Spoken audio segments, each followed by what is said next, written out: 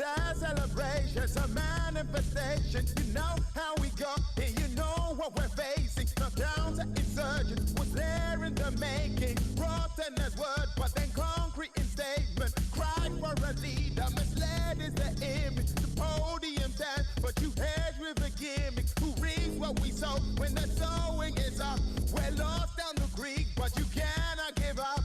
Keep going, keep going, keep going, keep going, keep going.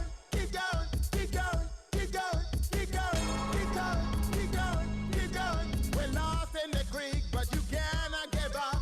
Listen, I beg you, a constant bomb shaking. Who's making our music? Our voices are breaking. We posted the truth, but post truth as you faking. No clicking or flouting. I grow cause I'm craving. No money to travel, our visas are taken. The dowdy delinquent, but suited and faking. Administer life, but it won't stop the fire. Who said I won't breathe? Send me down with the choir. Keep going, keep going, keep going, keep going, keep going, keep going, keep going, keep going, keep going, keep going, keep going, keep going. And now it's so bleak, but you cannot give up.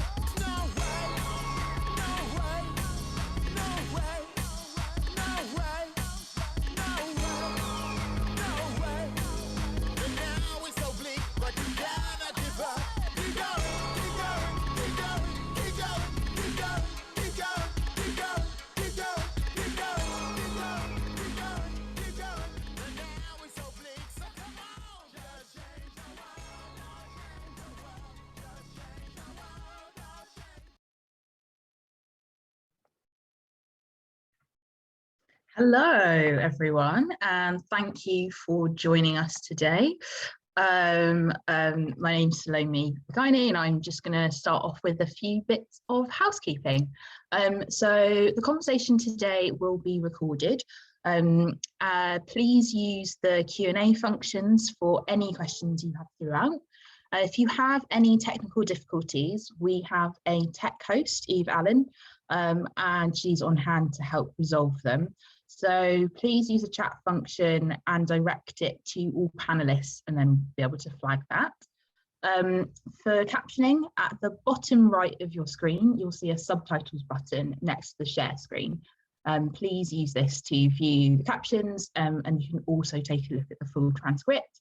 And yeah, please join the conversation on your preferred social channels using hashtag #Season4Change. We're really excited today because the session is hosted by Shantae Joseph. Shantae is a freelance writer, digital content producer, and host of Channel 4's How Not to Be Racist and Face Magazine's My Public Me podcast. Shantae frequently writes for platforms including British Vogue, Complex, The Guardian, The iPaper, Huffington Post, Vice, Galdem, Soho House, and more. In 2018, she wrote her first ever cover story for Wonderland magazine, interviewing Beyonce's very own Chloe and Halle. Jealous. She's recently hosted live streams for TikTok and collaborated with brands such as Bumble, Adidas, Spotify, and YouTube.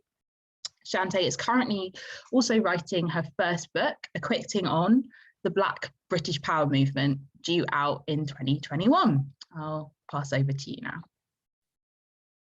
Hello, thank you so much. I'm so screaming. Chloe and Halle are just iconic. Like, I live for them. So I feel you. But yeah, thank you so much. I'm so excited to be here. I'm so excited to be hosting today.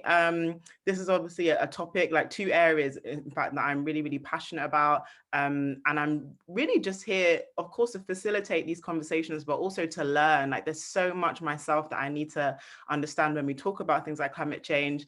And I have to admit, like, my knowledge is not 100%. So I'm kind of here just as people in the audience to really learn and take in what people have to say. So to get into what I should actually be saying, Season for Exchange is part of the Season for Change Open program, and it's a strand of free online workshops, conversations, and artist interventions for over 9 weeks to inspire artists and arts professionals to learn, share knowledge, and talk about climate action and climate justice. I think this is such an incredible project, by the way. It's led by Arts Admin and Julie's Bicycle, delivered in collaboration with, as you saw on the slide, Arts Council England and Paul Hamlin Foundation, as well as Nationwide. This iteration of Season for Change was initially linked to Glasgow hosting the UN's COP26 meeting in November.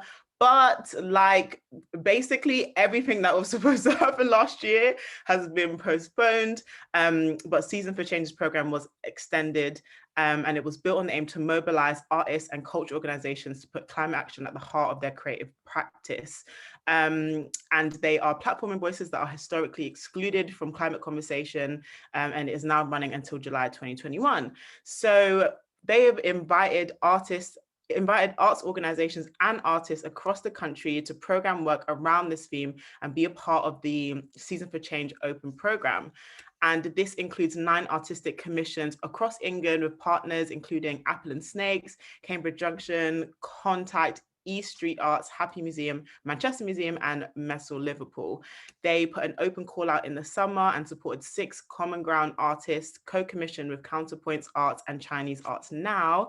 And across all of this activity, it means that the program is supporting work that explores near future where chocolate and coffee are in short supply, leading to a resurgence of speakeasies and exploration of the impact of poor air quality on residents of South London via music and comics, retracing the steps of the suffragettes through a series of walks, a location-specific audio tour, and a picture book based on workshops with Roma families on recycling, and so much more.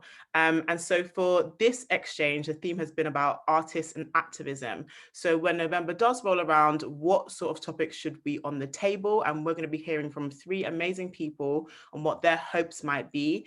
Each person will be giving a 20 minutes-ish presentation, and then we'll go into a short break before a Q&A session. So as Salome mentioned, like make sure you chuck your questions in the box.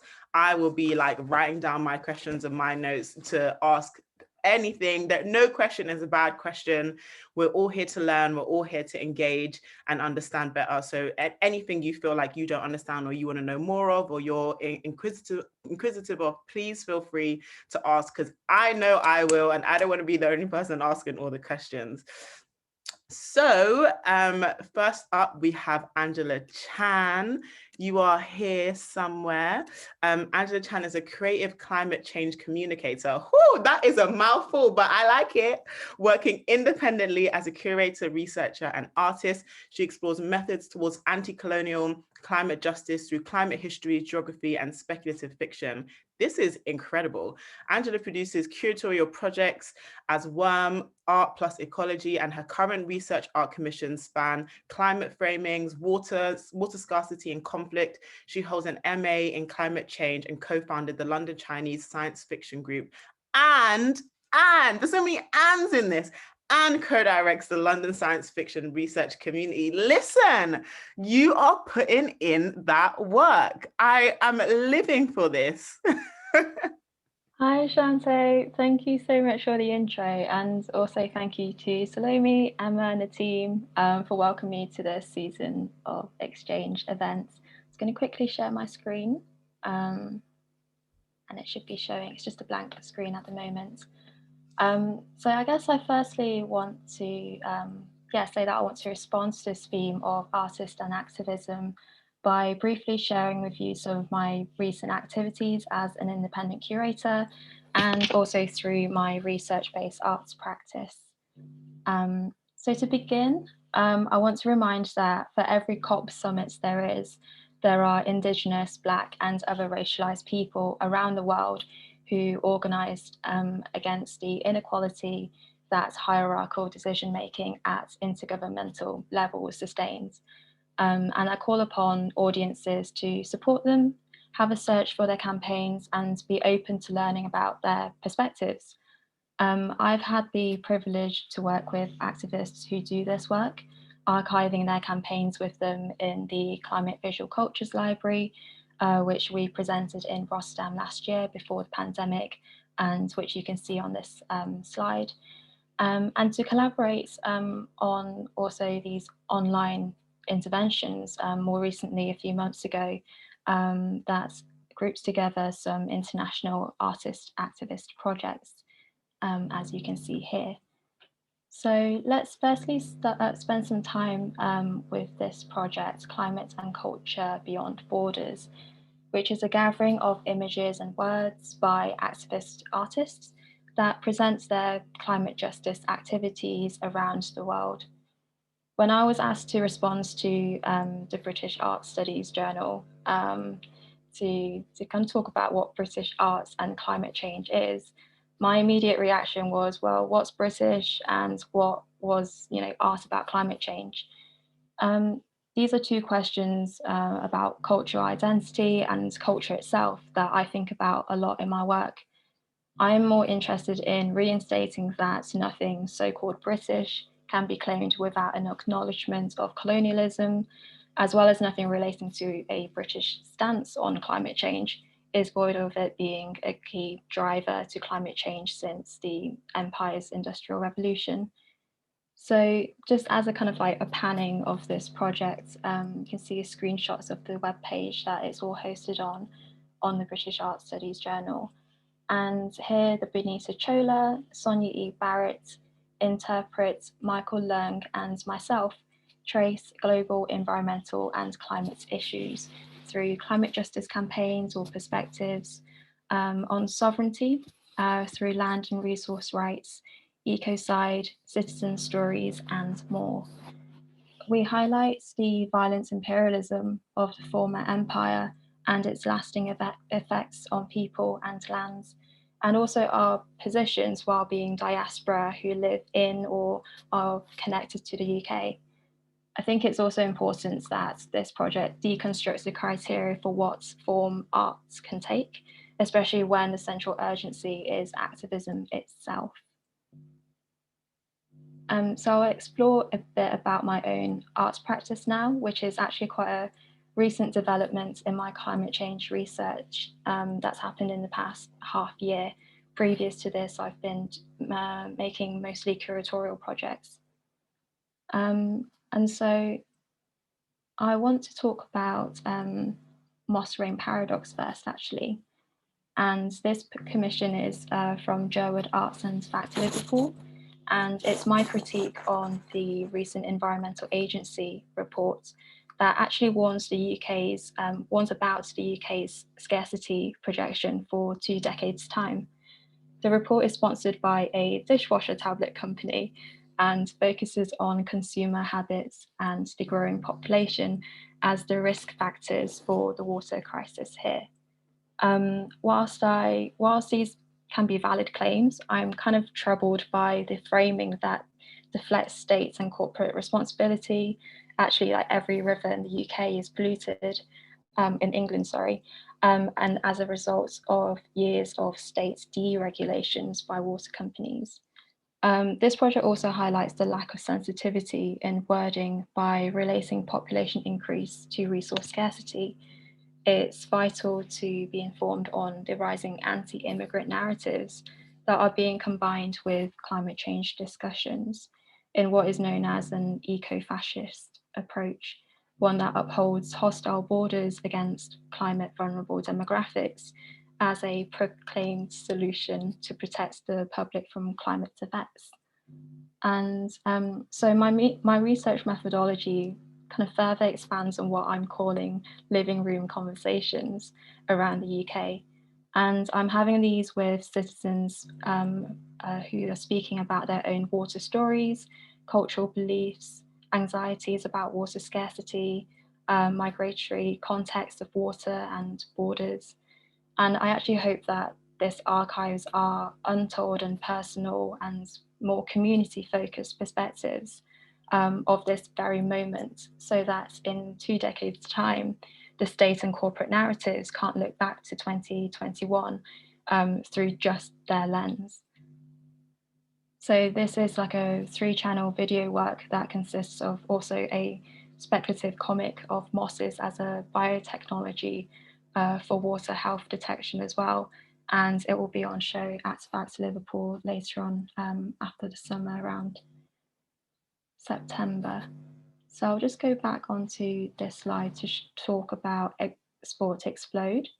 So the Moss Rain Paradox project has really kind of brought my attention to how water actually engages us with trade in line with colonial histories. So this has fed into another commission, Export Explode, which is about a site that is situated by water. It's like actually at the Thames estuary. It is a video work that will be shown at Wat Tyler Country Park in a couple of weeks' time, which is actually a former site of the Pitsea Explosives Factory, which closed nearly 100 years ago. And it's now a nature reserve. But for war and at the height of the British Empire's Industrial Revolution, it mass-produced dynamites. And so the British Explosive Syndicate and Alfred Nobel, yes, of the Nobel Prizes, he was actually the inventor of the dynamite. Together they exported explosives all over the world, irreversibly detonating into lands to excavate raw materials. So I'll talk about colonial extractivism, free market imperialism, and link it back to today, because the UK government announced its biggest expenditure on the defence sector in 30 years, despite it being, in the midst of a pandemic. This was actually announced as 16.5 billion extra than normal, and the news came only 2 weeks after a months-long campaign against the government cuts to feed children in poverty, apparently due to lack of funds. After that was reversed. And so I guess this really brings me to think about the way that the narrative is really spinning on climate change as something that we need to be defending ourselves from with the defense sector, with more conflict, with more cuts to foreign aid so that we can spend more on the defense sector, so that we can spend less on climate change mitigation. And this also brings me to an upcoming environmental research residency that I'll take on with Sonic Acts in Amsterdam. I'll look into the long-term environmental impacts of tear gas, as a post-protest pollutant, and how this further invigorates the violent cycle that most social and climate vulnerable people around the world are forced to experience to begin with. I kind of want to now shoot forward across this moss rain paradox slide and talk a little bit about the cultural sector as well. I think it's important that as an art worker, kind of seeing the changes and the division that the pandemic has kind of brought on in the past year, it's essential that when we're thinking about maybe the near future or the long-term future of the cultural sector, and its capacity to talk about political issues like climate change, that we kind of work also with grassroots organisers within this space. And so with the financial impacts of the pandemic on the art sector in the UK, the inequalities are felt by art workers even more apparently than before. And this includes the worsened job losses and insecurity, institutions that are known for their racism that attempt to greenwash or continue their social justice washing for the sake of their image, as well as the overall growing competition for what's, I guess, a marketized resource or a lack of it as well. And whilst I believe that this should always be for a public good. So in resistance and for change, there are incredible campaigns that you can see on this slide. Feel free to screenshot this and follow them and spread the word. So these campaigns are by unioned art workers as well as former employees for various arts institutions.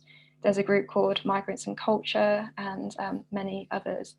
And I guess it's also important for us not to forget the individuals who fight for equity within their workplaces and within their peer groups that aren't necessarily public work as well. With several others as the Hypericum Working Group, I am co-writing a code of practice that foregrounds marginalised cultural workers, and we back artists who create these boycott campaigns against institutions who cause systemic harm. And I also kind of recently wrote a speculative fiction piece called The Blur Defense for the Alternative School of Economics upcoming publication. And it really tries to emphasize the sense of justice that drives a lot of the hope and search for clarity and organized actions in light of these global changes. So I guess I'll kind of end by saying that I hope the government and larger regularly funded institutions will redistribute resources within and also beyond their spaces. For example, back into the communities of the precarious art workers who they are employing, as well as also the residents of the locales that these institutions are situated in. And I guess finally, we need to remember that the arts must be inclusive to everyone. And when we're talking about political issues, climate change issues, this doesn't go away. It's not something that, is kind of fashionable to talk about. What happens when that trend goes away? We need to have sincerity all the way through. So I'll leave it for here, and I'm really excited to hear from everyone else later on. Thank you. Thank you so much. That was incredibly interesting. I think looking back at my notes and thinking about what you were talking about when it came to things like conflict and history and colonialism, and looking at things like dynamite and how that's used to kind of then mine resources, and then looking at things like tear gas, and I even just thinking about last summer actually, and all of the Black Lives Matter protests that were happening, and how all of these things were waged against basically people, like the state was inflicting violence against their own people using things like tear gas, and then thinking about the ways that then pollutes and becomes an issue for those same people post the protest. That really opened my eyes. And then on that last point, when you were talking about climate change or just protesting or climate activism being something that's quite fashionable. And you mentioned earlier greenwashing, and that's something that I've seen a lot online. I'm seeing a lot of stuff about, greenwashing, and this is what it is, or this is what it looks like. But I think I still don't really understand what greenwashing actually is, and how can we spot greenwashing, and how do we know something is greenwashing, or if someone is genuinely trying to, create a brand or an image that is sustainable. I think there's so many kind of degrees to this, because you can be, campaigning with a group to, I guess, communicate to art workers not to take certain funds from institutions or kind of groups that have unethical funding backgrounds. But then you also can't demonize people who are, trying to survive in this capitalist system. So it's about negotiating those degrees of separation from that. But a really simple kind of sentence on that would be like, who are you accountable to, and are you profiting off them? Gosh, thank you so much. Yeah, no, that was really interesting, and it's given me a lot to think about. I was even thinking about this morning when I was watching Sky News, and they said like the Science Museum is having a climate change exhibition sponsored by Shell. And I was like, wait, what? Like, that doesn't make any sense. And I was thinking, oh, wait, this feels like an example of greenwashing, but it feels a bit careless given that they are Shell, but okay.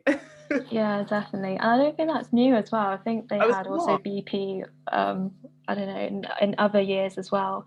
And you kind of look around a lot of the larger institutions and you realize that, okay, there's a family that, drives the opioids in America that sponsors a massive London gallery. There are many unethical practices within these kind of like, I guess, systems of patronage that we need to reconsider when we're talking about climate change issues as they're programmed events. It needs to be intersectional in all areas, not just the kind of green conversations. It needs to be about race, class, gender, disability, all of it. 100%. And I think a lot of your work draws on that as well. I just keep thinking about the story of dynamite and the story of tear gas, and how like so much of violence waged from the state waged against people of color or marginalized communities links directly to climate, and it's not just this separate issue, but these things are all related to each other. So I don't think I can ever think about social justice in the climate sense without thinking about what it means for like Black Lives Matter and what it means for people who are already marginalized. Like I can never think about those things separately again. And thank you so much for your presentation. Thank you. So next up, we have our second presentation from Harpreet Kaur Paul. They are an organizer with the newly launched Tipping Point UK, a human rights lawyer, researcher, as well as PhD candidate at the University of Warwick Law School. She's the author of a recent Commonwealth report towards reparative climate justice from crisis to liberations, and co-editor together with Dalia Jibril, I hope I said that right, of Perspectives on a Global Green New Deal. I'm very excited to hear what you have to say. Are you there? There you are. Hi, thank you so much for having me in for that introduction. Well, it's going to be hard to follow that really beautiful way of articulating the way in which climate justice relates to what's possible as a kind of agent of change through art. And I feel like a bit of an outlier here as somebody that comes from a law and policy and human rights and activist background. But I hope we can have an illuminating conversation, that this can be part of the beginning of that. I am going to, in a moment, share my screen to talk through some of the issues that we've had with COPs to date, why I don't think that's necessarily a place in which we'll see the scale of action agreed that we need. And may ask you at some point, I'll put a link to a Mentimeter to respond to a question, what is climate justice to you, and hopefully show you a bit of a word cloud based on your responses. But just very quickly, we have been engaging in various different international negotiations on climate change for decades now, and yet we're seeing historic level of polluting gases released into the atmosphere. And how does that look in terms of different countries' historic responsibilities? I think in the media we hear a lot about the current responsibility of China and India, but if you take the long view of emissions historically and mapped that out to countries, you would see that there is a huge responsibility of countries broadly identified as the global north. And these are also the countries that have extracted trillions in wealth through their role in imperialism, slavery, colonialism, and have the resources to respond to the impacts of climate change.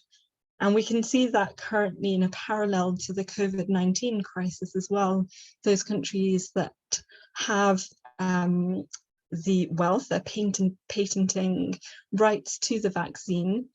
In comparison, countries that are least responsible for the climate crisis have the fewest resources and infrastructure to respond, and are on the front line of some of the most extreme climate harms that we're seeing occur in a really escalating fashion.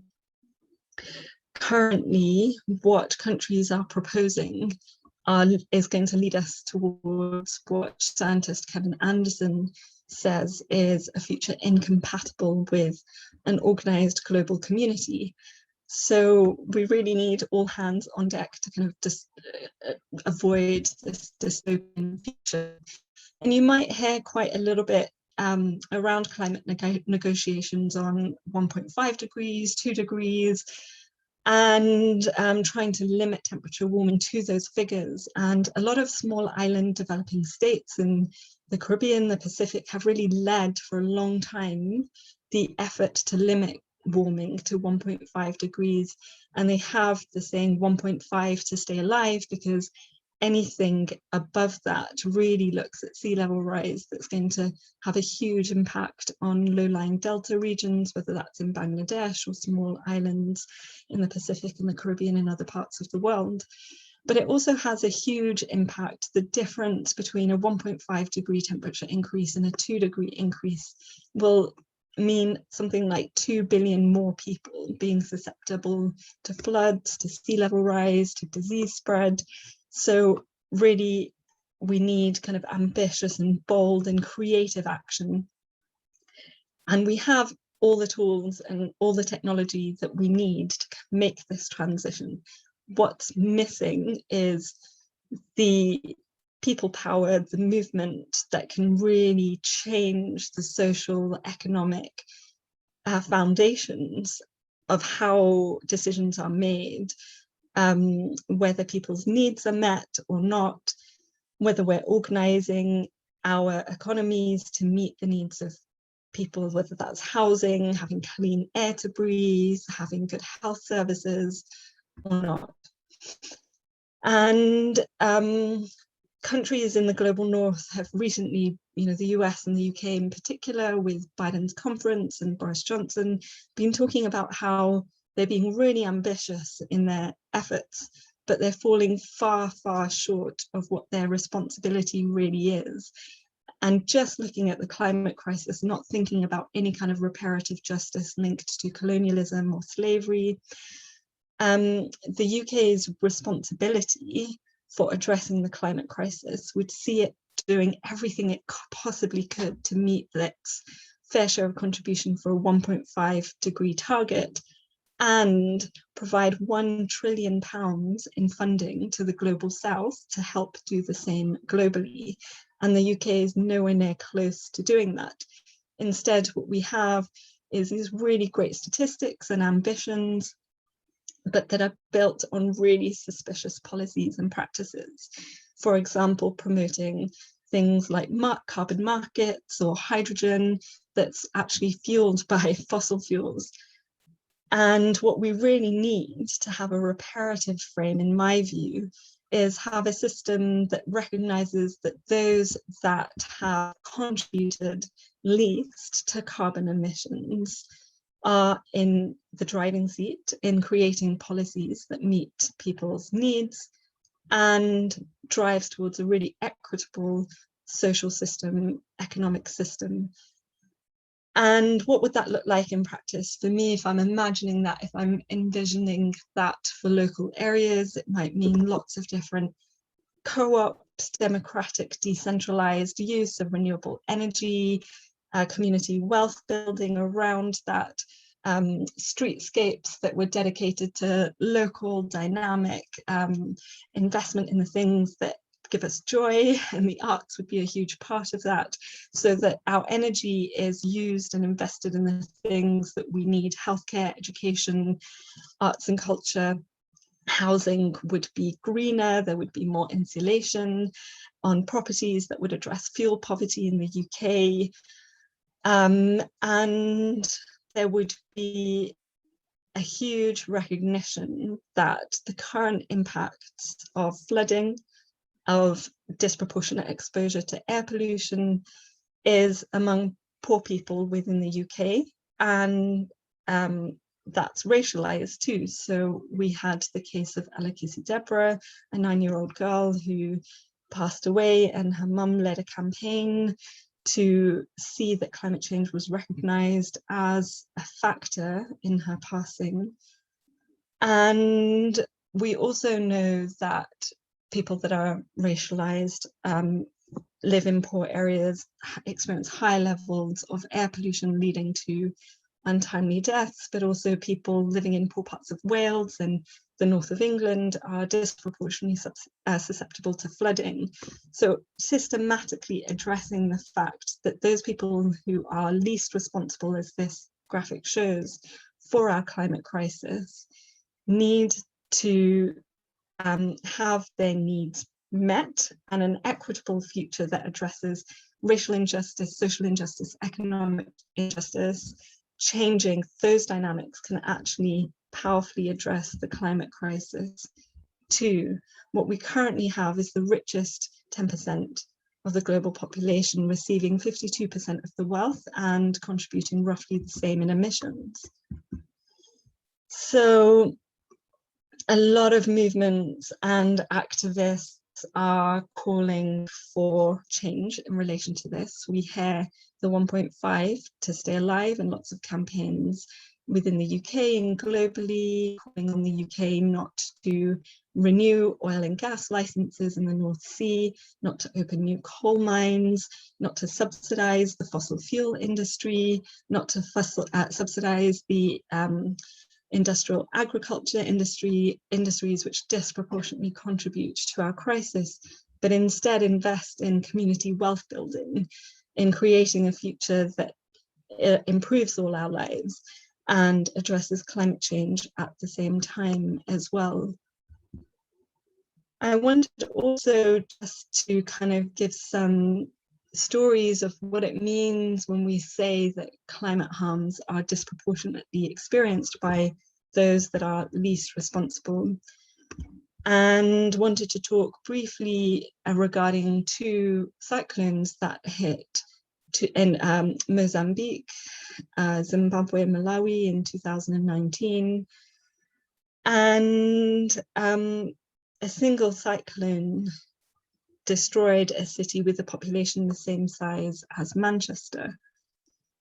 And the historic factors that result in certain countries having fewer access to infrastructure, the kinds of housing that can withstand floods, the kind of planning laws, is a history that's rooted in colonial past and the extraction of resources. But it's also a history that's continued through neo-imperial trade relationships. So the UK wanted to invest 1 billion in gas in Mozambique. It's likely that won't go ahead due to a combination of various different factors. But as late as 2020 was proposing to put 1 billion of taxpayers' money in gas. You've got a country that allocates disproportionate amounts in debt and interest payments and has fewer resources, therefore, to invest in child and maternal health, in other kinds of health infrastructure and housing that's resilient to climate change impacts. And a lot of these loans were agreed in very, very onerous circumstances, kind of taking advantage of certain vulnerabilities that a country may be facing at a particular point in time. And at the same time, you see heavy investment by companies in mining, where people work in very, very precarious contexts, where the working conditions are very poor and there's a lot of environmental degradation and damage. So ways in which not only the story of colonialism and slavery impacts upon which countries have the resources to address climate impacts or not, but also the continuation of extraction through kind of neo-colonial trade arrangements and investment arrangements that continue a kind of cycle of those countries that are least responsible and communities that are least responsible being on the front line of climate impacts. This is a picture from Senegal in relation to a drought. And again, the image on the right is from a Global Policy Forum report, where they show and highlight the way in which aid is also part of the problem. So 162 billion might go into the African continent, but actually when you look at the various different tax avoidance regimes, the interest that countries are paying on debt, far more is being extracted from the continent than is going in. This is an image of river erosion in Bangladesh, and again, very, very similar dynamics of a country that's very that has very limited responsibility for our crisis, but again is seeing something like 1,300 people be displaced from low-lying delta regions every single day for a combination of different factors, of which climate change is one, whether it's river erosion or intrusion of salty water in other parts of the country, making an impact on crops. And again, this is a country where a lot of the people leave, they go to Dhaka, they work in the garment industry, making the clothes that we're all wearing.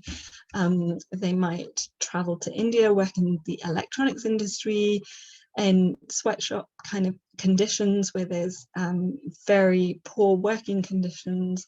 And again, highlighting the way in which the economic crisis is a huge factor in exacerbating the climate crisis. And in a lot of the work that I do in the storytelling that I hear through the communities that I and partners work with, we hear stories of people describing multiple movements, multiple engagements, just trying to survive. So fleeing a particular area due to a combination of poverty, of climate change impacts, conflict, gender-based violence, trying to make a life somewhere else, ending up in a mine in conditions that are very, very dangerous and have an impact on health. And, you know, some stories of people leaving an area of southern India following cyclones, ending up in a mine and getting a disease and passing away from that due to the impact on their health.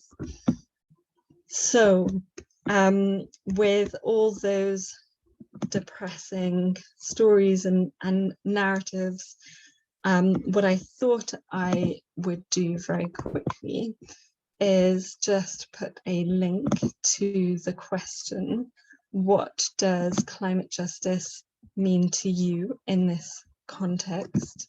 And Eve has just done that for me. And at some point, I hope to be able to share your responses to that in a word cloud. Hopefully you have access to that now. But more hopefully, the work that I'm doing at Tipping Point UK, the work that I've done with the Wretched of the Earth Collective, and Angela will know some of the members of that collective through the work that she's done, gives me a lot of hope that there's momentum in targeting companies and targeting governments most responsible, acting in active solidarity with communities in the Global South, and calling for increasingly radical, which for me means addressing problems at their root, as Angela Davis also said, and doing that in very, very creative and diverse ways. And I think if we can bring our whole selves to a movement and pick a campaign, pick an area that we want to particularly focus on and work creatively, ambitiously, boldly, we can start chipping away and hopefully build a movement that can create a future that is equitable, both for people in the UK and internationally too. Thanks.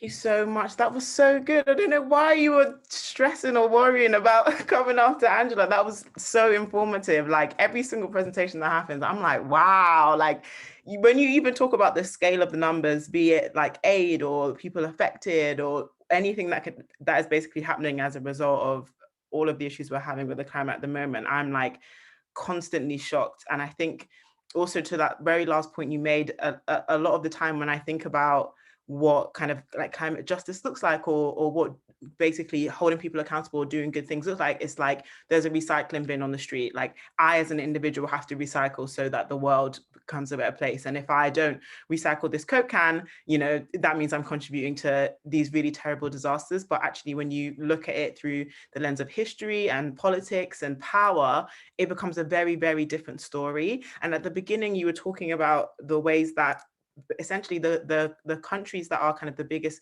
producer or the biggest reasons why we're having these climate issues are not necessarily carrying their weight or their load in terms of solving it. And so in what ways are the countries in the Global South basically carrying more of the burden of both the impact of climate change and fixing climate change as well?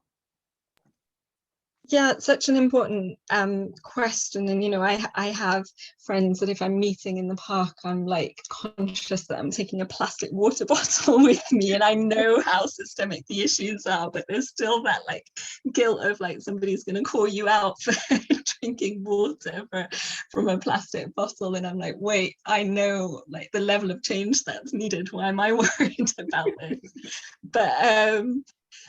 But so we see that in a number of different ways. So as I was saying, if you take a country like Bangladesh, you've got communities, 1,300 people potentially every single day leaving part of the country, going somewhere else. And you've got bits and pieces of aid that has lots of conditions, that's very paternalistic, that's not like, you know, at the same time, you've got a garment industry that's very exploitative in the country. So you've got the onus on Bangladesh to address these impacts that they're very, very ill-equipped to do, and very, very much not responsible for. Another example, like Papua New Guinea, is moving thousands of people from outlying islands to closer to central islands, and they're relying on donations from churches, from communities, from people to move people from one area to another. Again, people that are not responsible for this crisis and kind of reliant on voluntary contributions that really, in my view, should be based on responsibility, based on the fact that climate change is not a technical issue. It's built on social systems of political power and economic power that has a very long history, that engages in slow violence. And a friend of mine wrote this brilliant book, Daniel Voska-Boynik, where he talks about colonialism and the fact that ecocide came hand in hand with ethnocide, and this long history of viewing racialized people, of viewing nature as something to exploit. And that requires fundamental value changes in the structure of how we organize our communities to be able to finally repair and redress. I wonder why, in your opinion, do you feel like conversations around climate justice or even climate change have been completely removed from things like racial identity? I think increasingly it's not, but I think that there has been a particular, and I'm not going to say there has been, there still is. There's a report by a funder that was saying that the whole woke agenda for climate change is like negative for actually addressing the crisis, and it's complicating things. And I'm like, oh God. People can't know two things at once. I'm so confused. And it's so depressing to have a funder that's like historically invested in movement building, like, and like coming out and influencing other funders as though like all you need to do is make some technical changes here and there and we'll have addressed this crisis, and you kind of like need to address middle Britain, like the UK's equivalent of Marge Simpson or whatever, and everything will be fine, rather than, you know, the kind of systemic change that in my view needs to address racial injustice. And I think a lot of that is down to who's been in climate policy and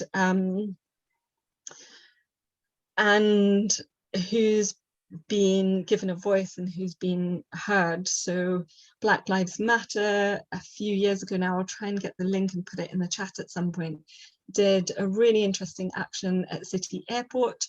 They made links about air pollution, they made links about climate change, they made links on migrants' rights, and the racialization of who lives in Tower Hamlets, who's exposed to these various different injustices.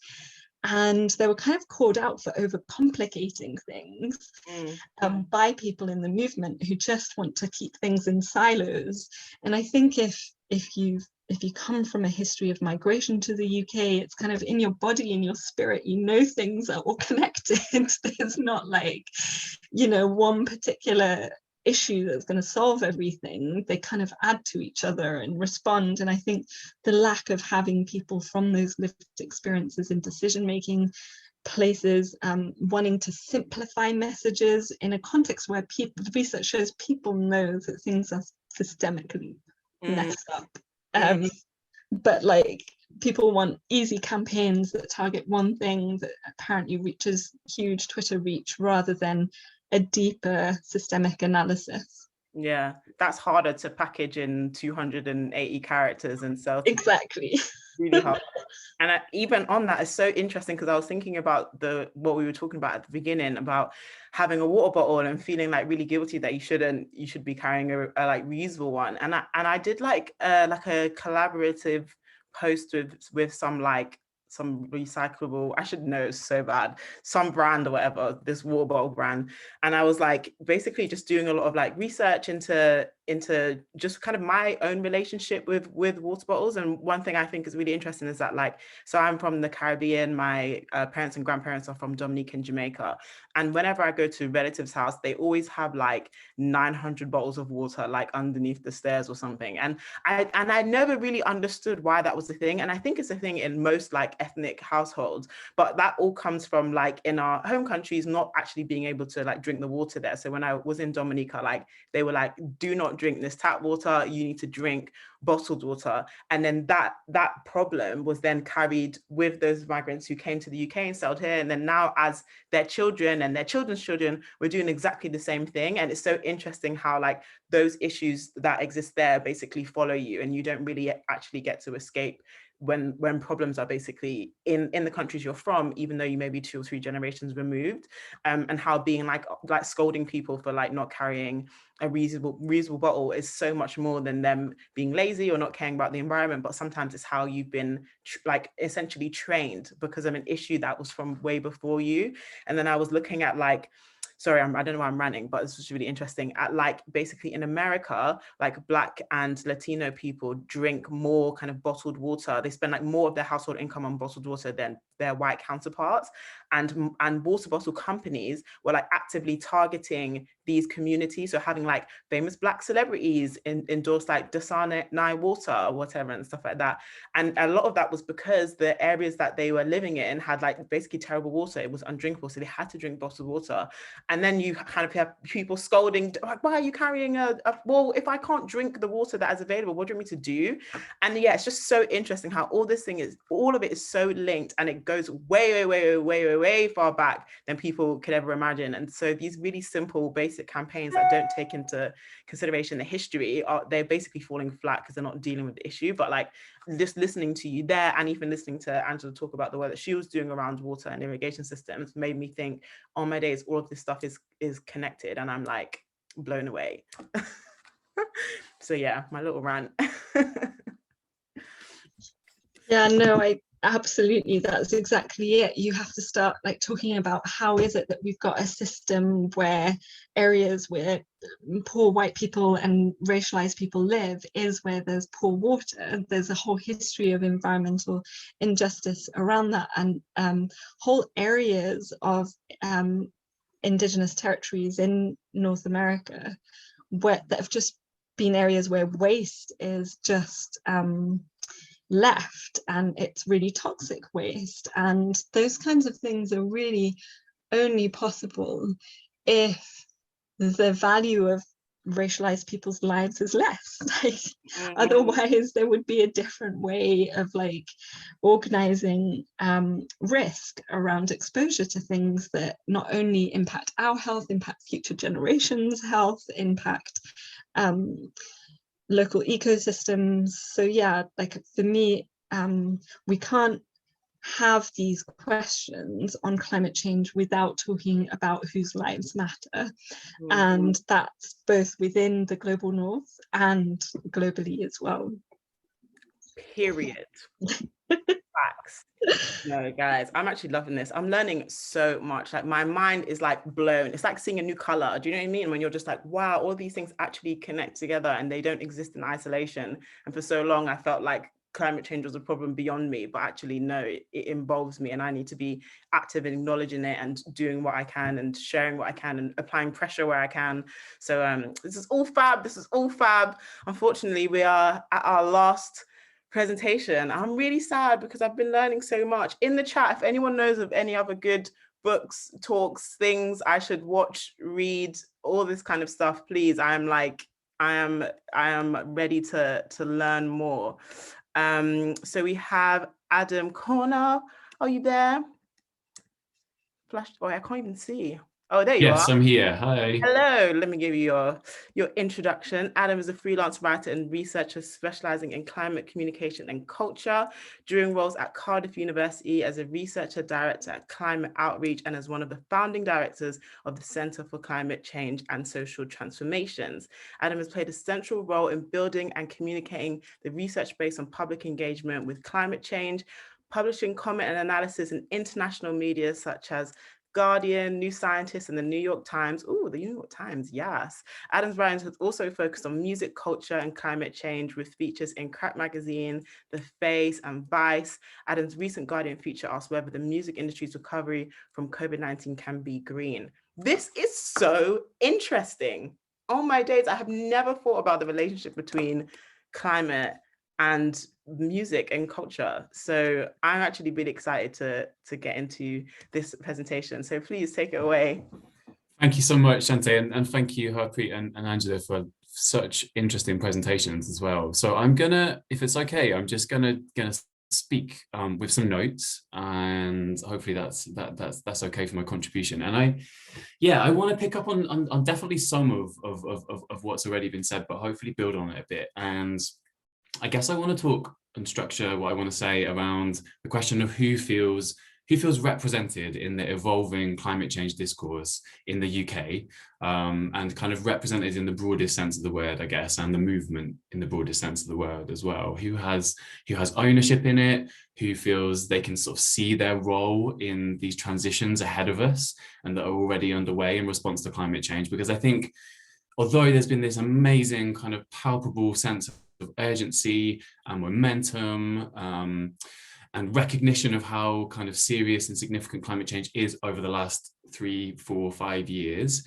For lots of people, the engagement is still kind of quite superficial, it's quite shallow, and for a whole range of reasons, people don't necessarily see themselves represented in this story, in the climate change story, which is, you know, the story that is shaping our century, and the story is how we get to grips with climate change and how do we flourish, but more fairly, very much picking up on Harpreet's points about inequality and the starkness of that as we transition towards a more sustainable global society. So I'm going to reference some few bits of social science research as I speak to kind of illustrate what I'm saying. So first up, kind of activism. And a question, I suppose, for you or to think about on behalf of other people is, I guess there's lots of people who are already pretty connected and engaged with this on the call today. But when you think of a climate activist, when people think of a climate activist, what image kind of springs to mind? Who is it that represents climate activism in the public mind? And I think until fairly recently, it might well have involved someone in a polar bear or penguin costume, or maybe with a blue painted face. And disclaimer, I've done at least 2 of these things in my time. And until recently, again, I think there's a fair bit of research that sort of shows that the connotations and stereotypes associated with climate protesters, not necessarily fairly, but were pretty negative. So people would get dismissed as extremists or as like hippies who don't live in the real world, or as hypocritical students. I've been involved in research myself in my previous role at Climate Outreach, our Climate Visuals project, which tested a load of images with different public audiences, figured out what people thought about these images, created an image library that tried to tell some more diverse, relatable human stories. And pretty universally, people in the UK and Germany and the US just didn't really see themselves represented in images of classic, typical climate protesters, and that's, you know, that's the problem. And I think a lot of the judgment that people have are not fair. Like many of us will have, you know, been those protesters and want to put ourselves out there. It's easy to criticize people who do that, but I guess when we look back at the sort of iconography of how we've represented climate change to ourselves, maybe there is a bit of truth in the idea that that's been quite a narrow visual representation, and it speaks to a sort of quite a narrow band of people. And that means the ownership of the climate story is too narrow. And I think over the last 5 years, as well as in parallel with COVID-19, you know, so much has changed, with the school strikes, specifically with Extinction Rebellion. There's been political scientific developments that have ramped up the urgency and have really cut through in a way that is, you know, long overdue, but welcome now that it's here. But what's interesting, I think, is that the representation of climate protests seems to have changed as well. And this is telling us something, I think, about perhaps the substance underneath. So there's some really interesting research coming out of Exeter University, Saffron O'Neill and Sylvia Hayes, looking at how the visual identity of climate change in terms of protest imagery has changed in Getty Images, in the media.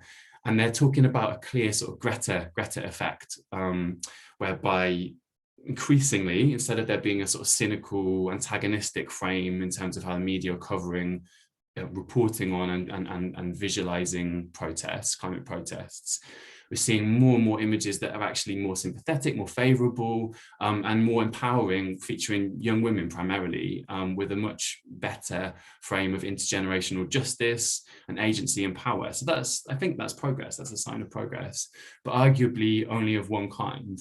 It's definitely, not the case that everyone feels represented by the school strikes or Greta or necessarily trusts those spokespeople. And I think it's, it's pretty uncontroversial that much of mainstream climate activism still routinely underrepresents ethnic minority voices and perspectives. One of my colleagues in environmental psychology, Charles Oakenbode, who's at Nottingham University, is looking at this right now in terms of research on why the UK environment sector is one of the least diverse sectors. And that's not, it's not just visual representation, this is actual representation in decision-making positions, jobs. So it's about substance, not presentation, but I think, these representations matter. And it might, might not be ethnic diversity that we're focused on. It could be that there's an argument that the environment movement needs to still do a lot better at connecting with working class environmentalism, which is there but doesn't get the visibility that maybe it should do. Whether that's kind of campaigns around air pollution or other pollutants, poor communities and inner city areas bear the brunt of this. It's different to the ethical consumption middle class model, but it's a critical piece of the puzzle if we're going to bring all of us along, not just the kind of narrow band in the middle. So I guess a question is, what images will define COP26 in terms of who the activists are and who will see those images and think, I'm part of this, this is me. So that's kind of activism. I think there's a similar question, a similar critique around jobs. Green jobs are rapidly becoming the sort of the phrase that no one disagrees with, at least superficially.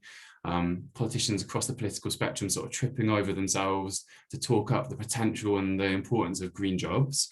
Boris Johnson at the end of last year, possibly trying to get some political capital back away from COVID, announced a 10-point plan for a green revolution. I mean, take it with a pinch of salt, but still that language from a Conservative Prime Minister.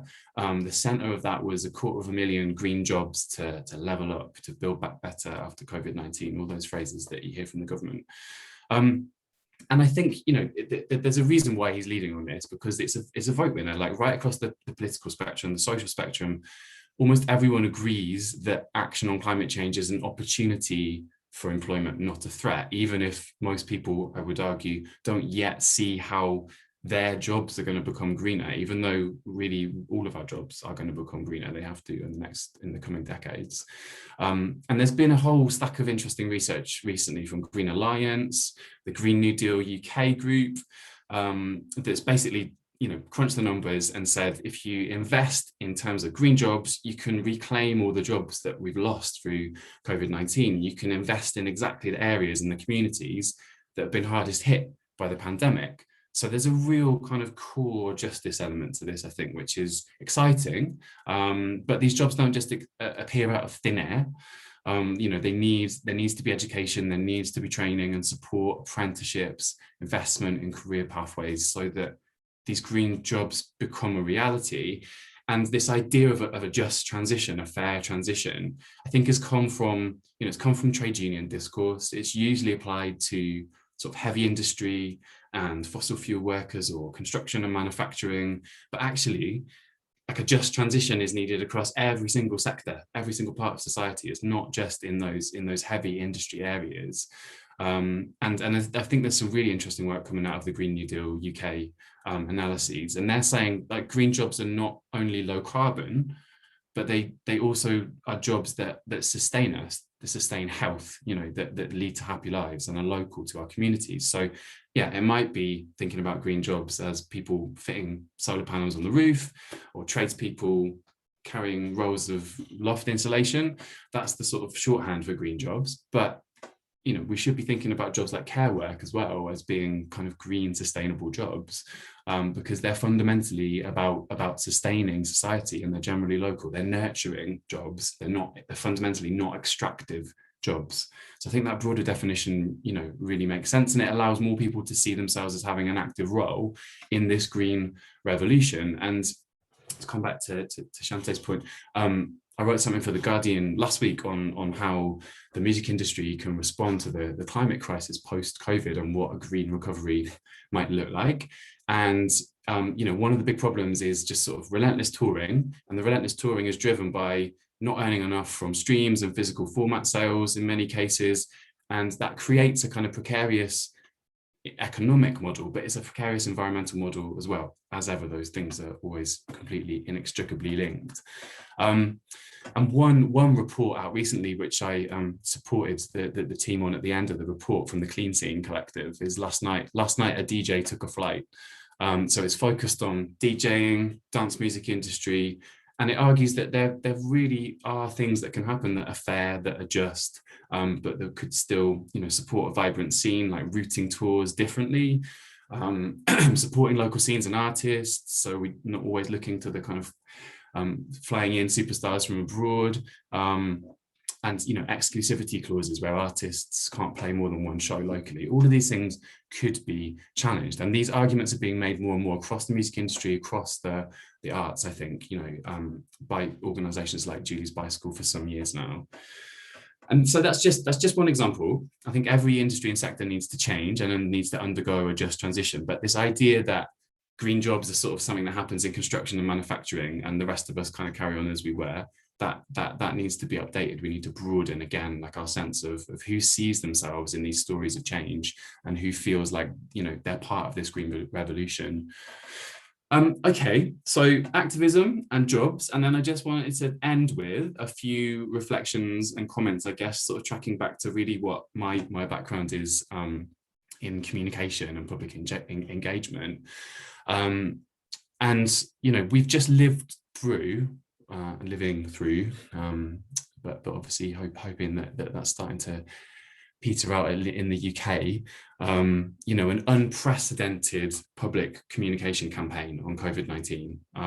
You know, we can say lots of things about where it maybe wasn't great, where it went wrong, and maybe where it encouraged kind of shame and guilt or stoked anxiety, and those things are very real, I think. But there's clearly also some lessons in there about how, if we want to construct a sense of emergency, how to communicate in surround sound, basically, how to take the idea of conveying a threat and then acting on it seriously. You know, we've just seen this with our own eyes, and I think we need something different, but on the same scale for climate change. I think there's kind of no question of that, really. But we can also see some of the same challenges and pitfalls. So some groups have, I think, justifiably been kind of skeptical, suspicious of the vaccine in terms of the rollout and uptake. And it's taken sort of careful engagement by trusted local figures in many cases, or at least that's what's happened certainly in Bristol, where I live, with some Somali communities, to just build trust and to engage at that level of local trusted networks, rather than the chief medical officer sort of standing at the podium and telling everyone that it's safe and what to do. And I think climate policies will be and are already the same. You know, we domestically within the UK will be asking of ourselves some quite significant changes, you know, to collectively to the way that we travel and the way that we eat, the way that we heat our homes as a country. Lots of those things will be changing in quite significant ways. They won't happen overnight like lockdown policies, but they have to last a lot longer. And so, you know, wherever there's low trust in the government or people feel underrepresented, like, why should they? Why would we support government policy pushes on climate change? So same argument applies, I think. You work through trusted networks, you listen to people. That's why I think the turn towards citizens' assemblies and citizens' juries has been so welcome, and so again, so kind of long overdue, so that we're really sort of crafting this story of what happens next, you know, from the bottom up and collectively, rather than having it told to us from on high. And so I think that's another thing that I would love to see COP26 being the start of a new era of public engagement and communication. This is something that Climate Outreach are arguing for as well and advocating for. So it's kind of treating climate change with the same urgency and seriousness as we treated COVID, in terms of how we keep it in the public mind and in terms of how we support people in a fair way to act on the risks. Okay, thank you very much. Thank you so much. That was so interesting. There's so much to take away from there, but my bad. We're supposed to have a break and then do your presentation. So we're going to have a break now, and then we're going to come back, have a chat about it, and then go into the Q&A section. So everyone, please drop your questions on any of the presentations that you've heard, or just your general thoughts or feelings. It'd be really good to spark up a conversation. But for now, everyone take a 10-minute comfort break, and we will be right back to get back into the conversation. So see you guys in a bit.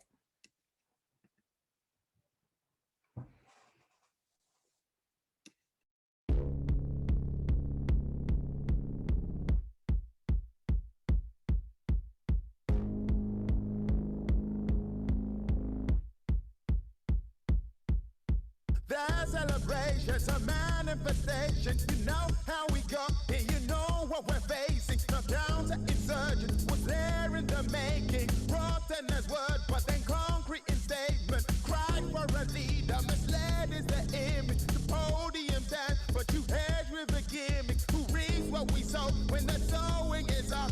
We're lost down the creek, but you cannot give up. Keep going, keep going, keep going, keep going, keep going. Keep going, keep going, keep going, keep going, keep going, keep going, keep going. We're lost in the creek, but you cannot give up. Listen, I beg you, a cause of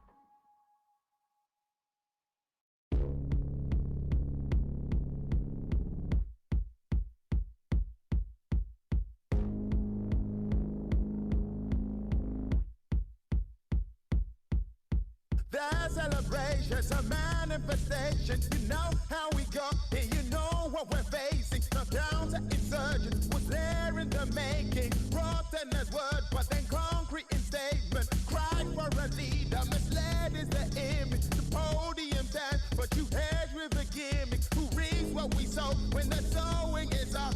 We're lost down the creek, but you cannot give up. Keep going, keep going, keep going, keep going, keep going. Keep going, keep going, keep going, keep going, keep going, keep going, keep going. We're lost in the creek, but you cannot give up. Listen, I beg you, I can't stop, I'm shaking. Who's making our music? Our voices are breaking. We posted the truth, but post truth as you faking. No clicking, no clouting. I grow cause I'm craving. No money to travel, my visas are taken. The dowdy delinquent, but suited and faking. Administer life, but it won't stop the fire. Who said I won't breathe? Send me down with the choir. Keep going, keep going, keep going, keep going, keep going, keep going, keep going, keep going, keep going, keep going, keep going, keep going. And now it's so bleak, but you cannot give up. No way, no way, no way, no way, no way, no way. And now it's so bleak, but you cannot give up. Keep going, keep going, keep going, keep going, keep going, keep going, keep going, keep going, keep going, keep going, keep going, keep going. And now it's so bleak, so come on, just change the world, just change the world, just change the world, just change the world, just change the world, just change the world, just change the world, just change the world, just change the world, just change the world, just change the world, just change the world, just change the world, just change the world, just change the world, just change. Keep going, keep going, keep going, keep going, keep going, keep going, keep going, keep going, keep going. I knew it, you do it, I knew it, you do it, you do it. Just change the world, just change the world. You do, you do, you do, you do, you do, you do, you do.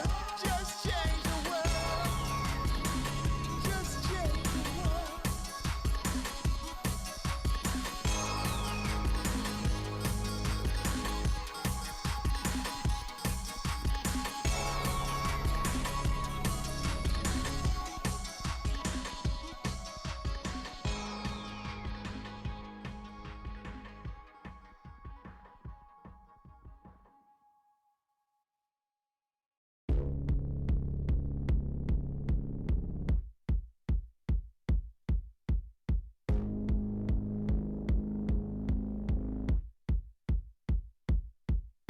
The celebration's a manifestation. You know how we go, and you know what we're facing. The counter insurgent was there in the making. Rotten as word, but then concrete in statement. Cry for a leader, misled is the image. The podium dance, but you hedge with a gimmick. Who reads what we sow when the sowing is up?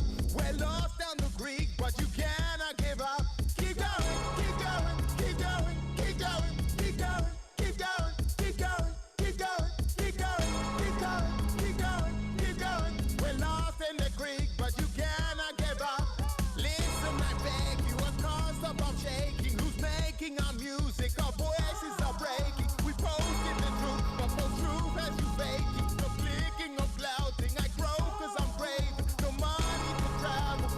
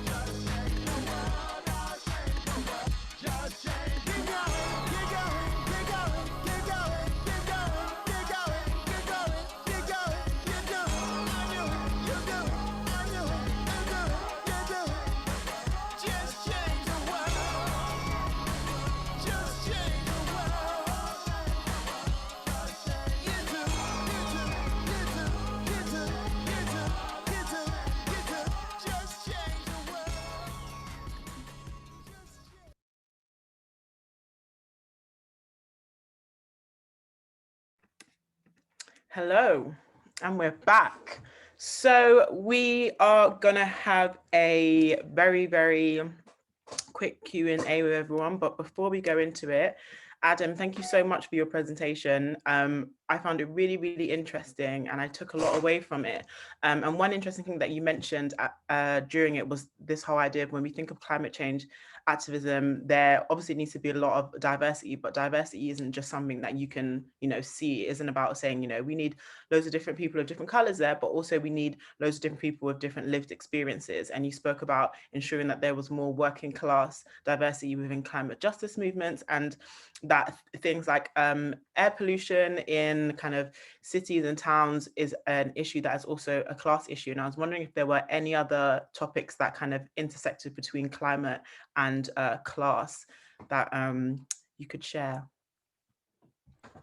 Yeah, sure. Thank you. I mean, yeah, I think like as Happy was saying, these issues often come together, and I think the extent to which climate and other environmental problems have often been positioned as quite a sort of technical issues to solve, and therefore like there's kind of techno fixes to them, actually masks a lot of those sort of, those very real social dynamics and social inequalities within it. So I mean, I guess it's also things like, wherever you find, it's not just air pollution, wherever you find kind of toxins and pollutions from industrial processes, for sure there's a kind of wealth inequality dynamic to that, in terms of who's most impacted and who can afford to kind of position themselves away from it, and you see it domestically, and that's obviously kind of writ large as well at a global scale. And it's been one of the, I know we're coming back to the COP26 focus, like it's been one of the huge stumbling blocks, I think, all the way through over, we're on COP26, that's 26 and a bit years of trying to get to where we are now.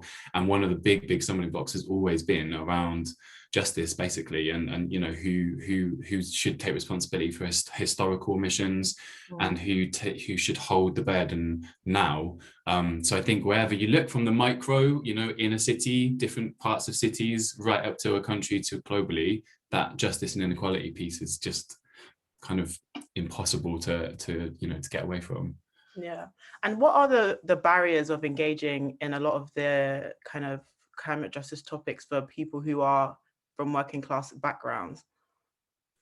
I mean, I never want to necessarily be kind of critical of.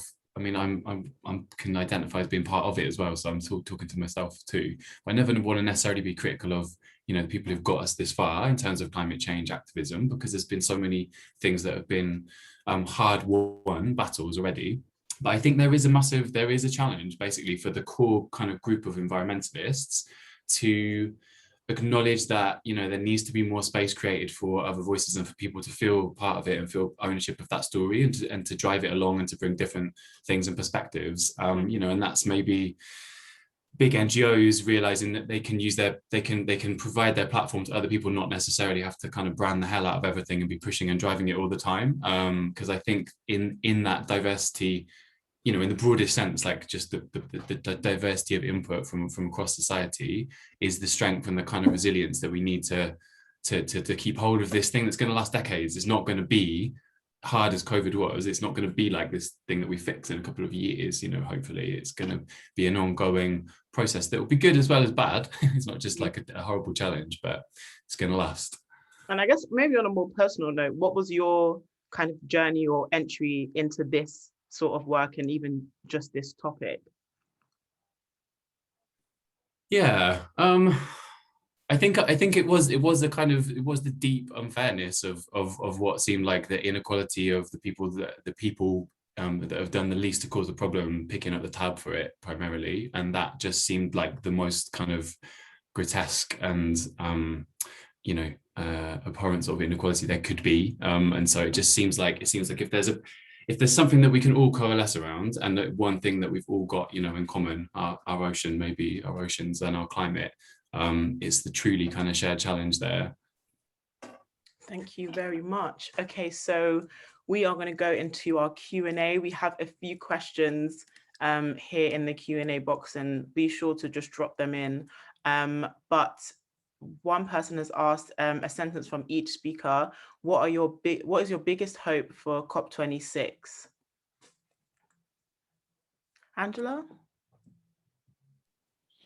My biggest hope would be reparations and for Indigenous and racialized rights to be recognised.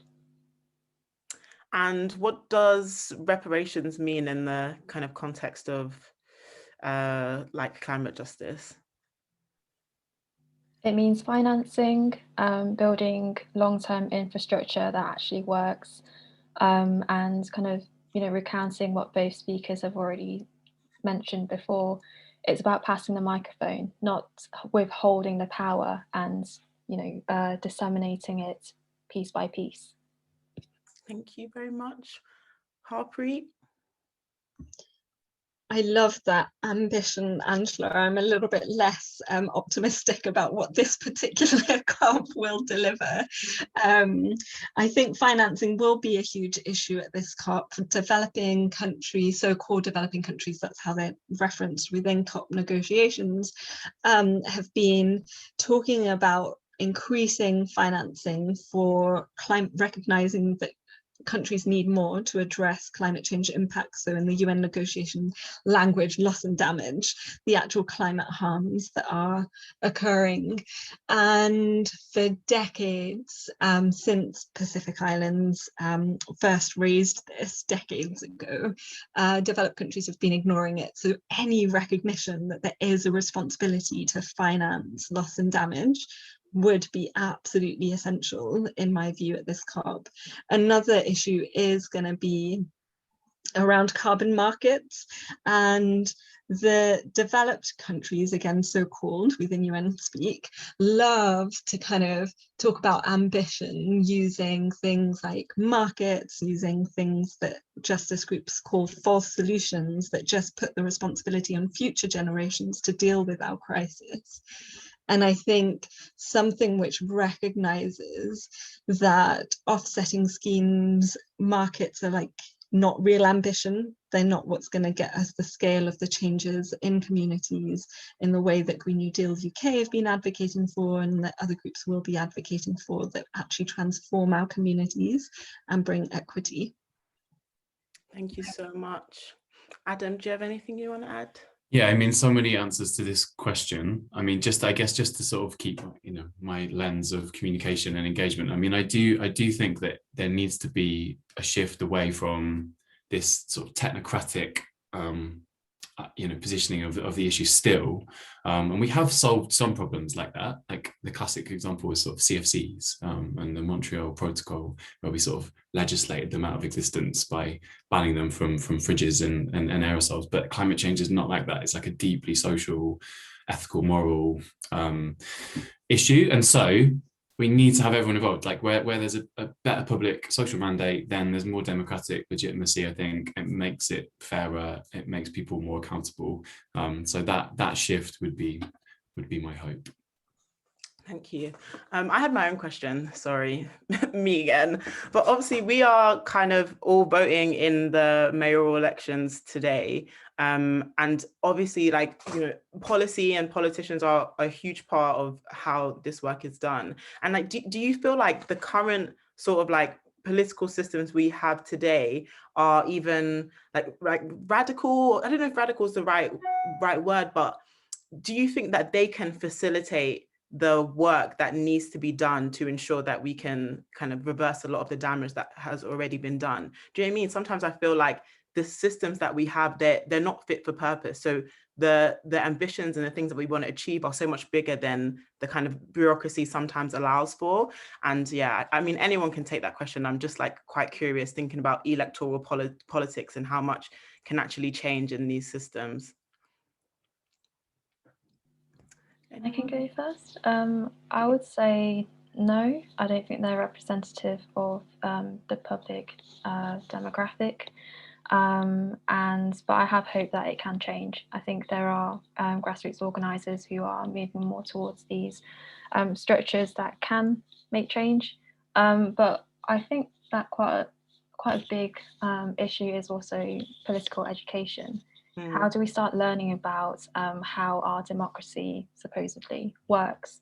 Can we learn that from, you know, through the curriculum when we're actually in high school or even younger? And, you know, without having to take a politics A-level, which wasn't even kind of available at my college. So it's about being more open about what democracy really looks like, being open to the different kind of spectrums of it, who can actually, you know, be in power. I think that is something that is a huge barrier in the UK at the moment. Harpreet, anything? Yeah, I mean, I don't think the current structure of democracy in this country is going to get us the scale of changes that I'm describing, and that kind of reparative justice for the reasons that Angela's described. For me, participating in it is about not losing what we already have, and that I think have seen with Trump is a real risk when people don't vote in the electoral arena. It can set communities back decades and create real fear that's beyond what they've experienced for centuries, that we've experienced for centuries.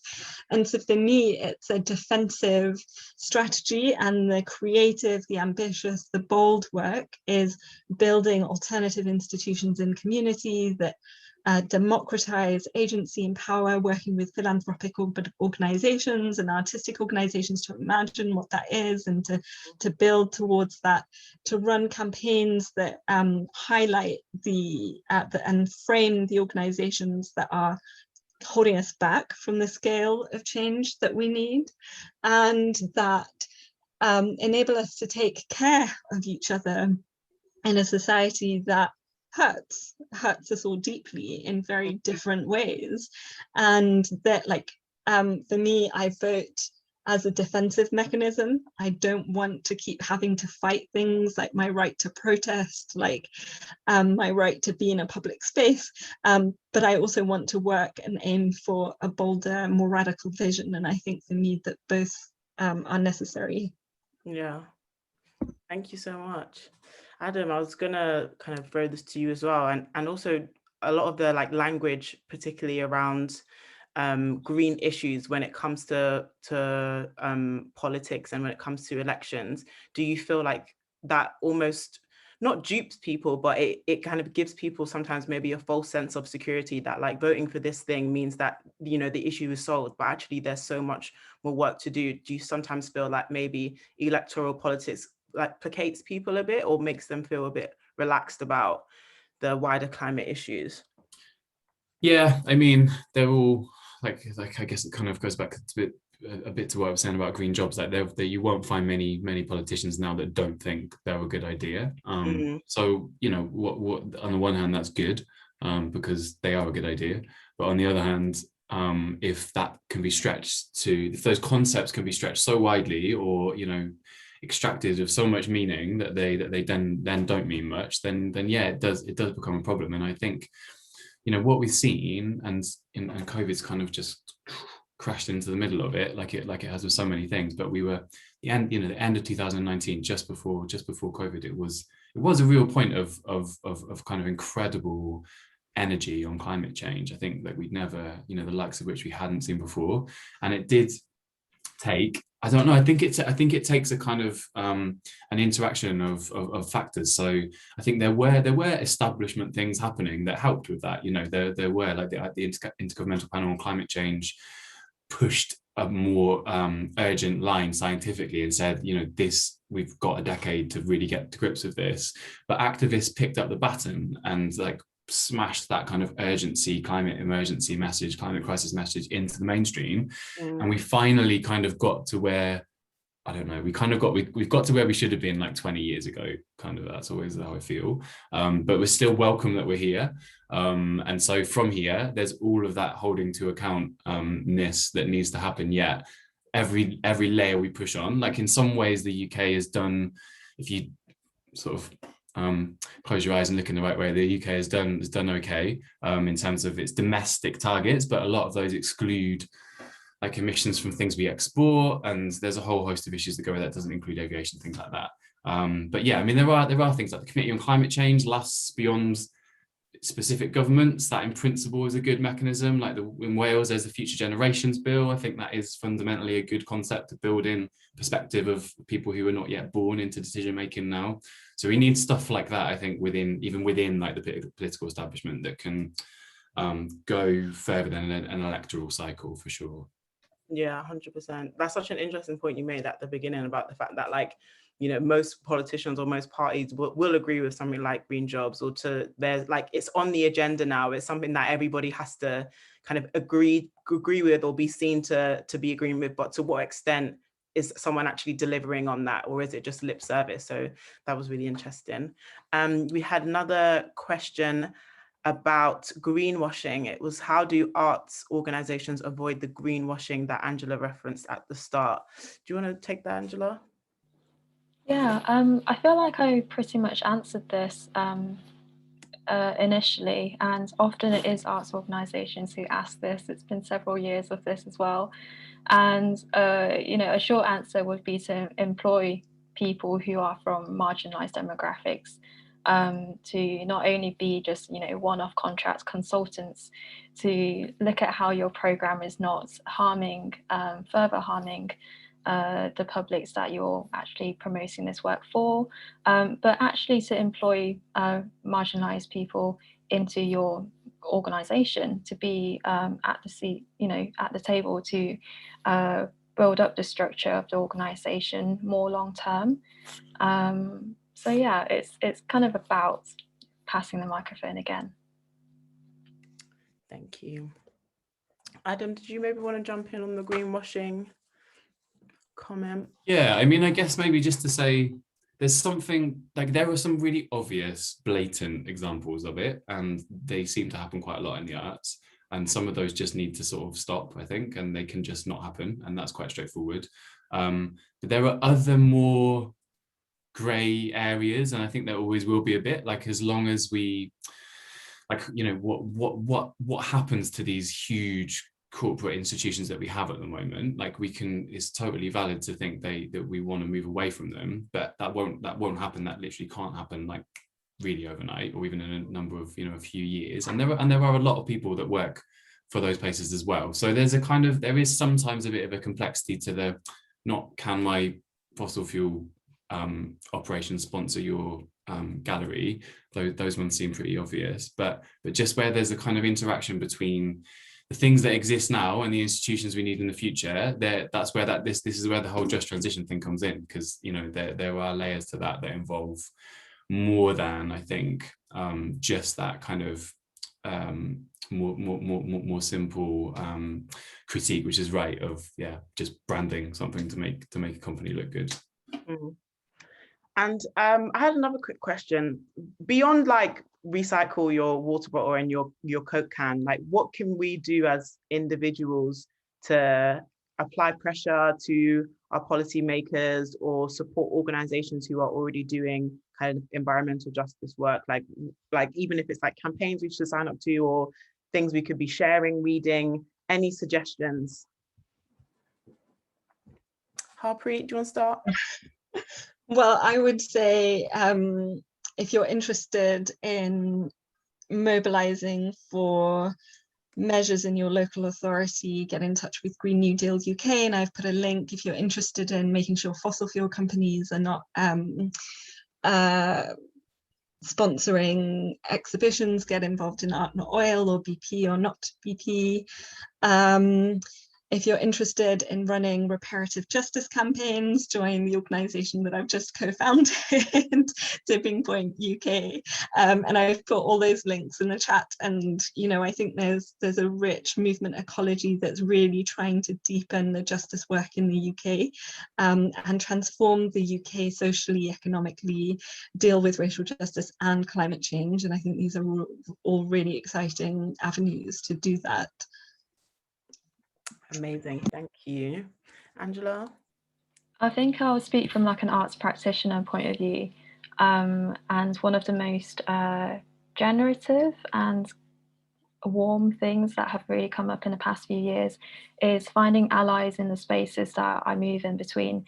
So what is it like as someone who comes from a marginalized background, working with large institutions that often tokenize, often kind of whitewash your work? How do you empower not only yourself, but your own community to build up these conversations and strengthen them, not to the mold that curators or programmers or galleries are trying to extract from you, but to build it alongside your own work and to exclaim as your own. Thank you very My much. friends. Adam? Yeah, I mean, there are so many things that people can do, and it varies depending on your circumstances. And I think, that is important. But, voting and supporting campaigns and joining community or, pressure groups are all things that I think anyone can do. Some people can and absolutely should make some degree of behavioral lifestyle changes. I think that's not everyone, but there is a significant number of people in a country like the UK who at the moment have a pretty enormous carbon footprint, and there are definitely things that are pretty straightforward that can and should happen. And I think, as much as we're all, I think, doing our best to say this is not about shouting from the rooftops, here's the 10 tips to change your behavior, because that doesn't land with everyone. There are definitely some people where that's totally valid. And I think, or moving your money, around from an account to a different account so it doesn't support sort of fossil fuel investments. These are all things I think that people can do. And I think the thing that the common thread is being vocal about it, talking about what you're doing and why, because that just helps to really bed in, to the company you're leaving, or to the politician that you're lobbying or writing to, or to your friends, that this is real, it matters to you, and you're the kind of person that cares about this and is prepared to act on it in the way that they can. Amazing. Thank you so much, guys. My mind is blown. I've just learned so much. I've got so much to take away. I'm signing every single petition and signing up to every single organization you guys tell me to. This has been really, really enriching. And I'm so grateful that I had the opportunity to facilitate this conversation, having no brain cells. I have left knowing so much. So thank you so much. I'm going to hand over to Salome. And yeah, I've really enjoyed this. Yeah, thank you so much, Shante, as well. It's been really great to have you. Really great to have everybody here. And yeah, the exchange is continuing. We've got events on every Thursday until the 24th of June, if you can believe that. And we've also got a listening party this evening with Oxford Contemporary Music. So yeah, please do share what's going on. And once again, thank you to the panelists. Thank you to everyone who's attended. Thanks. Bye.